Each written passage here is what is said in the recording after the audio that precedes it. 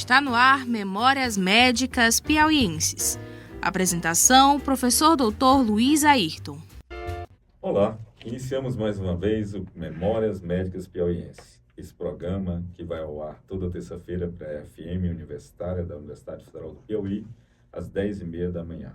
Você pode nos assistir nesse horário e também no reprise que acontece às 10 da noite na própria FM.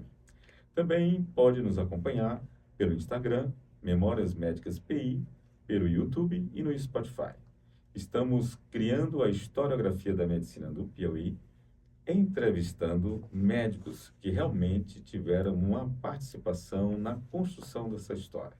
Através da história pessoal de cada um, colaborar para o crescimento e a historiografia da melhor forma. Aproveitando a oportunidade de conhecer esses médicos maravilhosos que têm nos prestigiado nesse programa e, através dele, construir essa história. Hoje estamos recebendo um dos mais importantes médicos do Estado. Eu, carinhosamente, chamo ele de o médico dos médicos, porque ele é dedicado à medicina desde sempre. É com um olhar sobre essa medicina que nós vamos receber aqui hoje o Dr. Flávio Vasconcelos Melo. Muito prazer e um enorme prazer estar com você aqui. Prazer todo nosso, Luiz.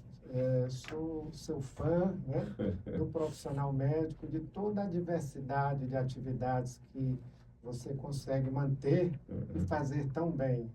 Pois é, estamos juntos construindo esse programa e, na verdade, como eu falei, através dessa história de cada um que passa por aqui, construir essa história da medicina. Nossa ideia é que esse programa, que na verdade é um projeto de extensão da disciplina de História da Medicina da UFP, a gente poder fazer, compor todo esse material.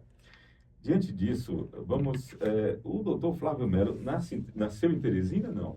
Não, Luiz, nasci bem próximo. Nasci numa cidade chamada José de Freitas, a 50 quilômetros da capital. Uma família numerosíssima. Eu sou o caçula de 11 irmãos. Olha só.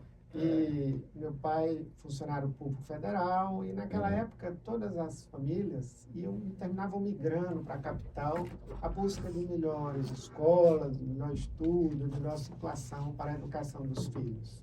E terminou vindo a Teresina? Sim, assim eu cheguei em Teresina aos 5 anos de idade. Ah, foi jovem, né? Beleza. Iniciei os estudos já aqui. E fez medicina no Piauí? Sim, fui aluno da Universidade Federal do Piauí, no tempo em que só havia a Universidade Federal, e um estudante mais pobre como eu não tinha alternativa de sair daqui, ou passar ou não passar. Eram só 40 vagas, né, por ano. Já era uma seleção de inteligentes, uma geração. Natural. Quem entrava na medicina tinha uma outra conotação.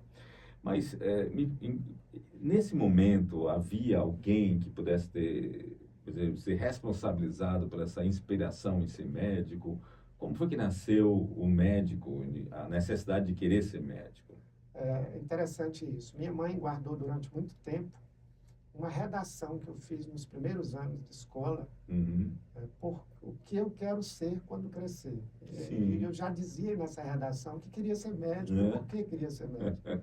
E se houve uma inspiração, eu citaria meu tio, irmão do meu pai, Francisco Craveiro de Melo, que através das suas mãos eu vim ao mundo, desde o meu parto.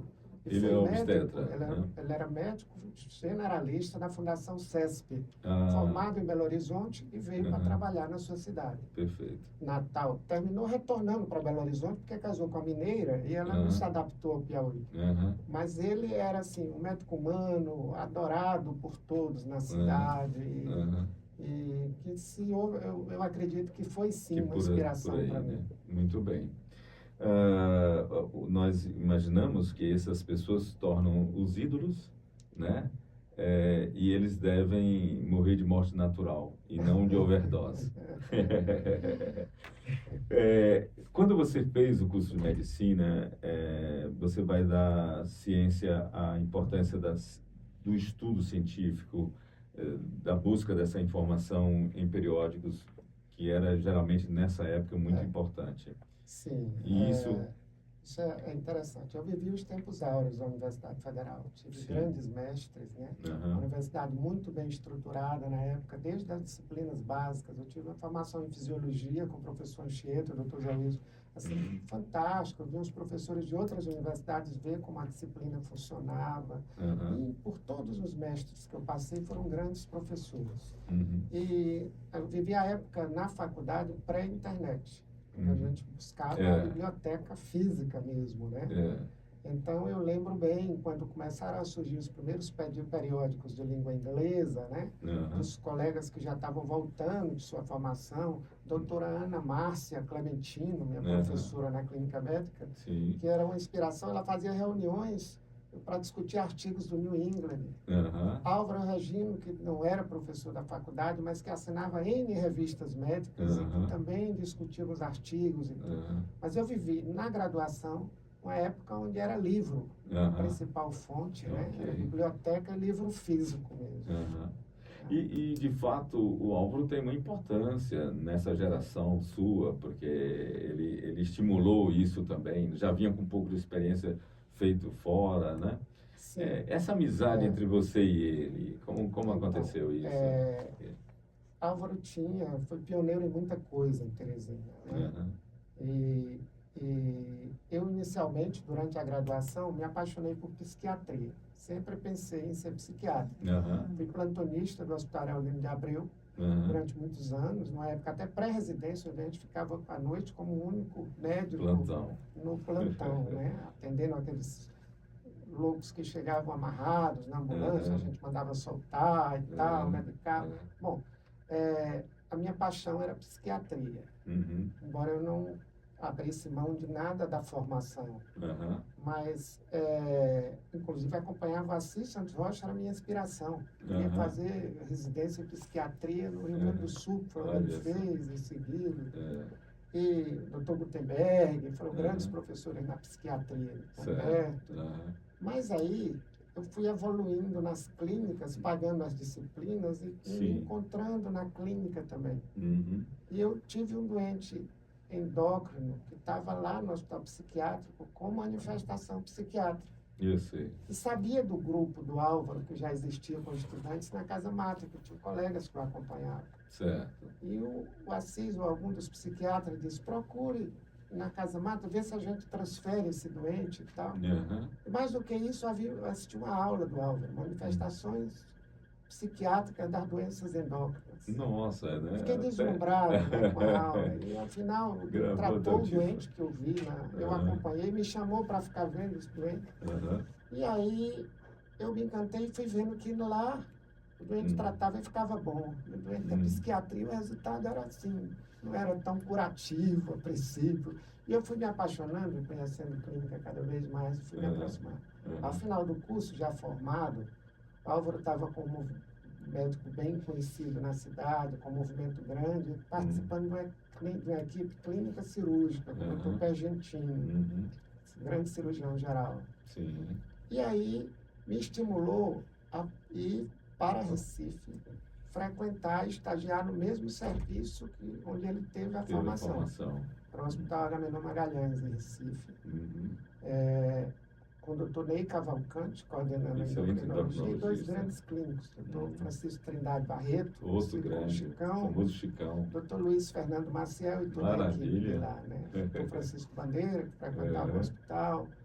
Então, eu terminei não indo fazer prova de residência em São Paulo, em Brasília e outros centros, e fui passar a temporada do Hospital Agamenon Magalhães. Foi assim, um período de aprendizado fantástico, porque o nosso plano era voltar para ser assistente do Álvaro e trabalhar com ele, que estava sobrecarregado de volume de trabalho. E tive, assim, um período lá maravilhoso, de um aprendizado rico, onde eu frequentava as atividades de uma grande enfermaria de clínica médica, com corridas, visitas, discussões de casos, aulas, discussões de artigos de revista. E além de toda essa atividade e os ambulatórios à tarde, a gente frequentava o Instituto de Endocrinologia do Recife, do Ney Cavalcante, onde complementava a formação em endocrinologia. Também com interessante, porque assim, o Pinel, o grande psiquiatra francês, ele também vai desmistificar essa ligação entre a patologia tiroidiana com manifestações clínicas psiquiátricas. Né? Interessante, Luiz, tem um dado pitoresco, né? Eu, depois de voltado, já especialista, fui a um grande congresso de endocrinologia no Rio de Janeiro, um congresso internacional de endócrino no Rio. Lá eu vi a aula de um brasileiro naturalizado americano, da minha idade, na época eu não era jovem ainda, que deu uma aula sobre a especialidade dele, que era uma especialidade em alta, chama psiconeuroendocrinologia. Ele trabalhava nos Estados Unidos era endocrinologista, trabalhava só com pesquisa em neurotransmissão. E eu fui vendo que eu estava me reencontrando a psiquiatria com a endocrinologia. Olha aí, eu vou terminar voltando para a psiquiatria. E o curioso é que hoje eu tenho um filho psiquiatra. Olha aí.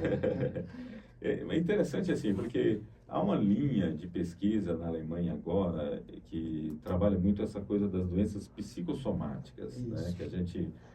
através a gente leva a um diagnóstico dessa forma quando você não consegue identificar a causa. Então, você entra nessa área que é uma forma que você, pelo menos, dá uma luz de diagnóstico. Mas eles estão trabalhando isso como ciência mesmo. Então, o Centro de Estudos em Doenças Psicossomáticas, ele está tentando identificar as pacientes ou as pessoas que geram doenças em si, numa coisa do ponto de vista psicológico mesmo, né? Que leva a doença física. É muito interessante. Interessante, isso. Luiz. Você conheceu o Chicão em Recife, o brilhantismo dele. Claro. Naquela época, ele já havia fundado a Sociedade Pernambucana de Medicina Psicossomática. Estudava muito isso e pesquisava muito, como clínico. Sim. Mas ele tinha essa vertente aí. E sua fala tocava a todos porque era um universo desconhecido. Exatamente. Né? Então, todo mundo sentia que isso existia e não era palpável, não sabia como... Exatamente. Então, você pesquisa hoje cada vez mais nessa área. E tem crescido. Mas nessa formação, a endocrinologia ainda não era uma especialidade, não? Não. Depois dessa formação, eu prestei prova de título. Isso foi quando? Na verdade, eu tenho a prova de título foi em 92. Ok. Quer dizer, a especialidade de endocrinologia, ela passa a existir nesse momento, né? Como especialidade, sim. Era do campo da clínica médica. Exato. E aí a gente tem. Então, a gente tem um dos primeiros endocrinologistas do estado. Sim. Já haviam poucos, né?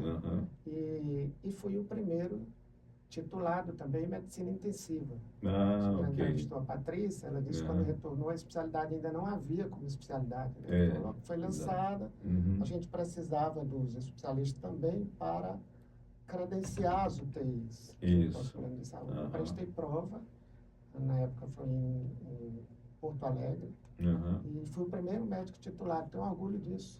Bacana, né? Historicamente importante. E esse trabalho dentro da medicina intensiva era na UTI, o Estado precisa, cara, e como ainda hoje precisa, né, nessa área. Ou seja, quando eu retornei para trabalhar com Álvaro, além da atividade de consultório, era a época em que havia os grupos de estudantes acompanhando determinados médicos. Isso, durante esse tempo, foi uma coisa muito forte em Teresina. Era uma formação paralela. Uma formação extracurricular formal, mas que contava muito na formação e na qualidade dos médicos do Piauí na época. Sim. A gente só tinha o Hospital Escola, o Hospital Getúlio Vargas, além da maternidade, o Hospital Infantil. Mas o grande hospital para a gente era o Hospital Getúlio Vargas. E eram poucos pacientes para todo o aprendizado. E era a época em Teresina dos grandes hospitais particulares do SUS, né?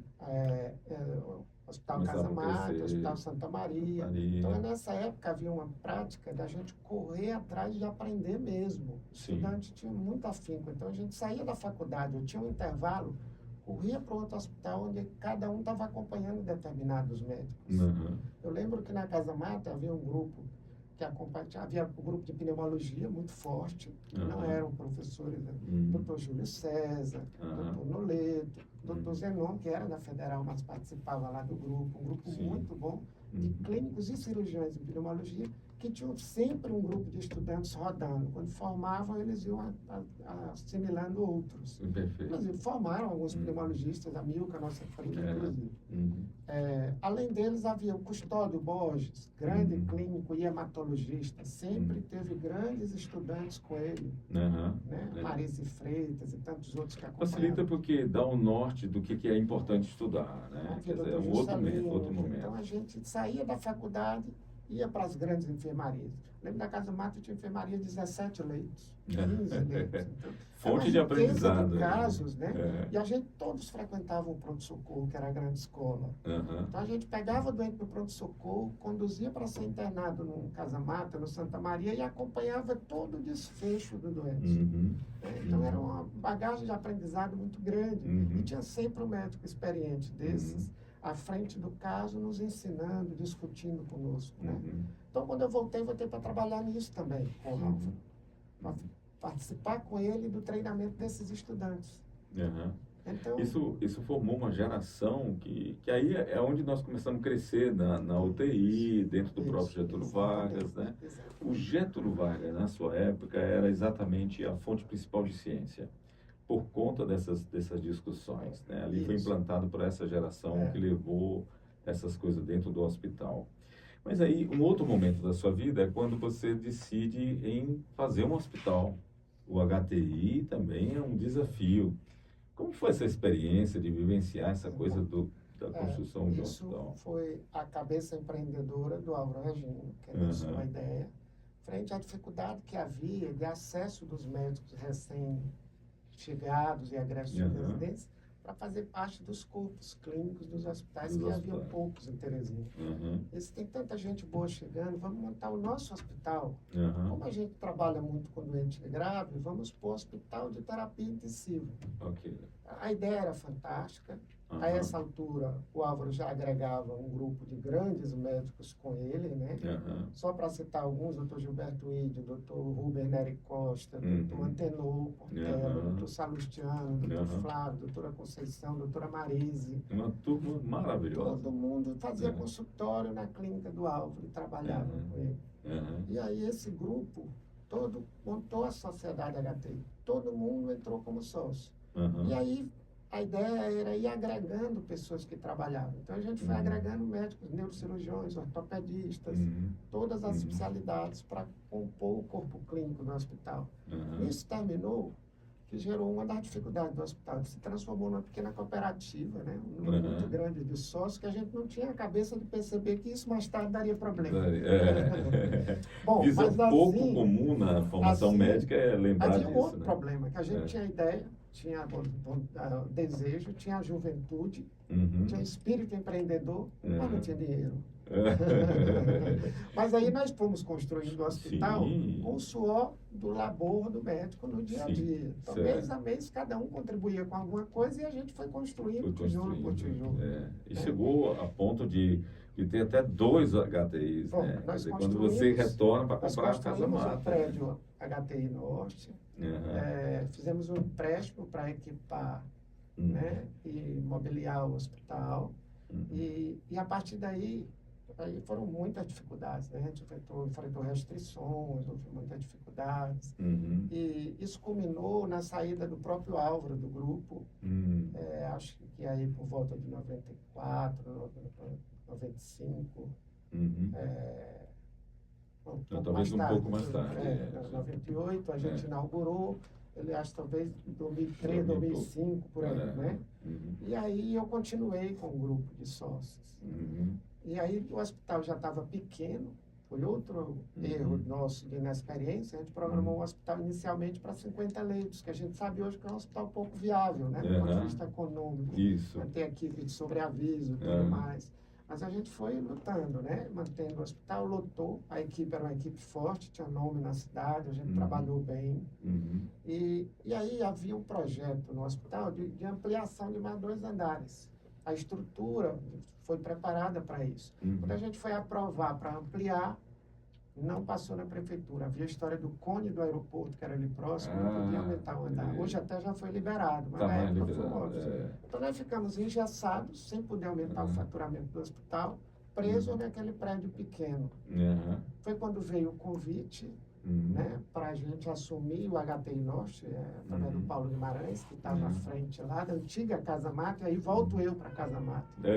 Inicialmente foi um contrato de gestão que terminou ele passando o hospital para a gente, nós adquirimos o grupo da Sociedade do HTI e terminamos desocupando o outro, porque ficou complicado manter 2 hospitais, a gente centrou tudo no que hoje é o HTI Casa Mata, né? Hoje já um hospital de 150 leitos, praticamente com essa nova unidade que a gente abre essa semana, semana que vem. Muito bom. Né? Excelente. É uma história que precisa ser registrada, porque é uma história de vitoriosa dentro da medicina, sim. Me fale, existe também você teve um pouco de experiência como professor também, né? Chegou a dar aula na UESP, foi isso? Eu tenho orgulho de ter participado da formação de muitos bons médicos em Teresina. Né? Nessa formação extracurricular ou paralela. Como professor em ensino formal, eu fui professor da UESP, nos primórdios, da disciplina de emergências médicas, por poucos anos. Dividi a disciplina com a Patrícia Mello. Uma experiência válida, boa, mas depois desses afazeres da atividade empresarial, que é junto com médicos, sócio do laboratório de análises clínicas, a atividade no hospital, a UTI do Getúlio Vargas, tudo foi estava um tempo muito corrido, eu tive que fazer algumas opções. Terminei deixando, até porque essa não foi uma opção. Eu não tive formação de mestrado, doutorado para dar aula e terminei seguindo só a atividade clínica mesmo. Né? Mas tive esse período curto aí na UESP como professor de emergência. Isso digo para contemplar a sua formação. Quando nós temos um grupo de alunos que acompanham um médico e que ali que é a formação que você valorizou para você, hoje não é tão frequente isso. Né? Hoje nós temos alguns elementos que não existiam naquela época, o Google, o IA, né? ou mesmo as mídias de uma maneira geral. Isso é válido? Você acha que deve-se explorar isso para a formação médica? Ou acha que não está mais colaborando? O que é que você acha? Acho que sim, eu sou entusiasta, né? Facilidade de conhecimento, a riqueza de conhecimento. Eu lembro que a gente assinava o New England, ou uma revista qualquer, o Jornal de Endócrino, americano. A gente chegava um número aqui, um número publicado há 2, 3 meses atrás. Hoje a gente tem acesso para lançamento, né? Os artigos, né? E a gente recebia em casa, pagava. Então hoje tem um acesso gratuito em várias plataformas. Hoje a riqueza de conhecimento e de acesso facilita demais. Eu sou um entusiasta, sim. Eu acho que veio para ajudar a deixar melhor. Né? Sim, as mídias, de certo modo, elas facilitam, né? A internet facilita tudo isso, a gente deve aproveitar. Mas existe uma coisa que acontece como fenômeno, que o profissional, ele era reconhecido pelos pacientes. Quer dizer, hoje existe o uso da mídia como forma de propaganda, como forma de expor, de atrair seguidores, atrair coisa. Então, o médico às vezes é até levado a, não digo fazer fake news, mas cometer hipertrofia naquilo que ele... valorizar muito aquilo que não era preciso ser tão valorizado. Então, na sua fala, na sua coisa, com vínculos, ou com a intenção de manter vínculos. Então, assim, acho que esse lado pode precisar ser discutido. O que é que você acha disso? Sim, necessário? Sem dúvida. Acho que vale uma grande discussão ética e de conduta até para dar um norte para alguma coisa, né? Evidentemente, existem exageros. Eu vivi a época em que o médico ficava constrangido em fazer algum tipo de propaganda, né? Onde não era legal, não era ético, você está divulgando muita coisa. Então, a propaganda tinha que ser paciente a paciente, boca a boca, ou indicação de colega, né? E tanto que eu ainda não consegui ainda usar Instagram como esse mecanismo. Mas eu reconheço que hoje é uma coisa necessária, né? Inclusive, é um mecanismo eficiente de busca dos próprios pacientes, no meio de oferta tão grande de profissionais, de conhecer melhor o profissional que você quer buscar, o que é que ele pensa, o que é que ele está falando, como que ele atua, né? Eu reconheço que é importante isso. E reconheço também ainda meu certo Tentando entender. São gerações, né? Meu filho diz, placa. você tem que partir para isso e tal, já tem uma página, então eu ainda estou ao largo. Num tempo passado, vamos botar aí em 1950, a placa do consultório do Dr. Linério Araújo era pequenininha, era de apenas de identificar, né? Nos tempos presentes. Professor. Minha turma foi a última a receber a aula do Dr. Linério. Foi? Olha aí. Semiologia da boca. Início ele era bom, era professor de semiologia, né? De fato, aí então as placas, por exemplo, hoje elas são enormes, com o nome, né? O outdoor do médico, outdoor, isso. Né? Então a gente tem que criar uma nova ética. A bioética do Piauí se reuniu certa vez para trazer a todos uma ética social, uma educação social nas mídias. Mas a gente tem a sensação de que as pessoas parece que não leram ou não deram importância, porque geralmente são pouco curtidas e pouco discutidas, né? Mas é necessário bater nessa tecla, sim, para poder... Nós estamos criando um novo tempo e requer uma nova ética. A ética nas mídias, a educação social nas mídias. E requer que os mestres, os grandes norteadores, como é o seu caso, tentem dar um rumo para esse pessoal mais novo, né? Tem educá-los nesse sentido, né? Pelo menos levar uma reflexão, né? Divulgar é necessário, mas também com limites, né? Há uma questão, por exemplo, que às vezes é enfrentada, que é a questão do etarismo. Aquilo que nós conseguimos ver uma pessoa com uma certa idade, então ele começa a ser já, digamos assim, questionado se está sendo ainda um bom médico, atualizado, né? Que não usa, por exemplo, as mídias. Então, pode levar uma discussão sobre isso. Isso, Luiz, é bem forte, e tão mais forte quanto menos desenvolvido, mais subdesenvolvido é o meio. E a gente se ressente disso em relação a alguns colegas que já estão em fase mais avançada da vida profissional.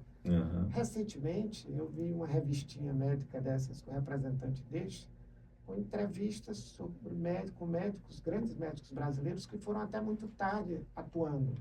Aí lá havia o Dr. Sérgio Almeida, grande cirurgião cardiovascular, que foi, inclusive, diretor do INCOL. Havia a doutora Angelita Gama, que foi até tarde, e vários outros, né?